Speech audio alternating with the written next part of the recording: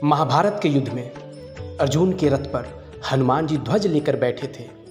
यह तो आपको पता ही होगा, लेकिन क्या आप जानते हैं कि राम जी के लिए कमान संभालने वाले हनुमान जी महाभारत के युद्ध में अर्जुन के रथ पर कैसे विराजमान हुए? जानते हैं इसके पीछे की कथा के बारे में। इससे पहले यदि आप हमारे चैनल पे पहली बार आए हैं तो प्लीज़ हमारे चैनल को लाइक और सब्सक्राइब जरूर कर दें। चलिए शुरू करते हैं। त्रेता युग से ही राम जी का नाम लेकर हनुमान जी चिरंजीवी रहे और ऐसे में एक दिन रामेश्वर के पास उनकी भेंट अर्जुन से हो गई। अर्जुन के अपने धनुर्धारी होने पर बड़ा घमंड था। हनुमान से मिलने के बाद उन्होंने कहा कि प्रभु, आपने त्रेता युग में अपनी सेना के साथ मिलकर ये पत्थर का जो सेतु बनाया, अगर मैं होता तो अकेले ही अपने बाणों से ही ऐसा सेतु बनाता कि बिना टूटे उस सेतु से सभी बहुत आराम से उस पार कर लेते। ऐसे में श्री राम ने ऐसा क्यों नहीं किया? हनुमान जी ने अर्जुन की पूरी बात सुनी और विनम्रता पूर्वक कहा कि जिस स्थान पर आप अभी खड़े हैं, यहाँ बाणों से सेतु बनाना असंभव है। ऐसा सेतु मेरी सेना का वजन क्या, मेरा ही वजन नहीं संभाल पाती। इस पर अर्जुन ने हनुमान जी को चुनौती दी कि अगर उन्होंने बाणों से ऐसा सेतु बना दिया जिसमें हनुमान जी 3 कदम चल पाए, तो फिर हनुमान जी को अग्नि में प्रवेश करना होगा, और अगर हनुमान जी के चलने से पुल टूट गया तो फिर अर्जुन अग्नि में प्रवेश कर जाएंगे। हनुमान जी ने अर्जुन की चुनौती स्वीकार कर ली।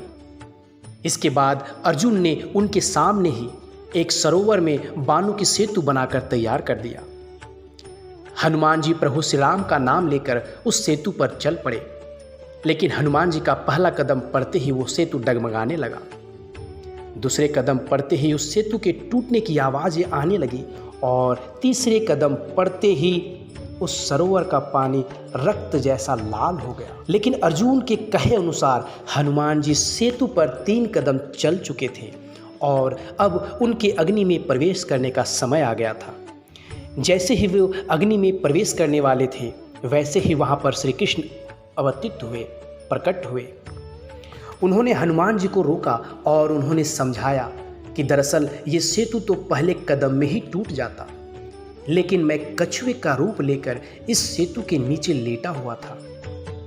2 कदमों के बाद तो ये सेतु टूट गया था और हनुमान जी का तीसरा कदम असल में श्री कृष्ण के ऊपर पड़ा था, इसलिए सरोवर का पानी उनके रक्त से लाल हो गया। यह सुनकर हनुमान जी को बहुत ही ग्लानि महसूस हुई और उन्होंने क्षमा मांगते हुए उनसे अपने पाप का प्रायश्चित करने का उपाय मांगा। तब श्री कृष्ण ने दोनों को समझाया कि जो भी हुआ उनकी इच्छा से हुआ।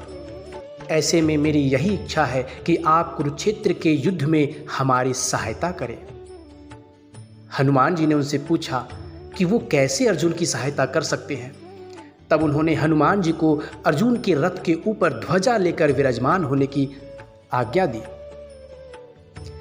ऐसा करने से विरोधियों के बाण रथ पर लगे भी तो वो हनुमान के वजन के कारण पीछे नहीं जाएगा और अर्जुन को आगे बढ़ने में कोई रोक नहीं पाएगा। हनुमान जी ने श्री कृष्ण की बात मान ली और इस तरह से महाभारत के युद्ध के दौरान अर्जुन के रथ पर हनुमान जी ध्वज लेकर विराजमान हुए। कुरुक्षेत्र के मैदान में जब भगवान श्री कृष्ण अर्जुन को गीता का ज्ञान दे रहे थे तो वो पल पूरी सृष्टि के लिए एक अदृश्य था। बावजूद इसके अर्जुन के अलावा 3 अन्य लोगों ने भगवान श्री मुख से गीता के उपदेशों को ग्रहण किया था।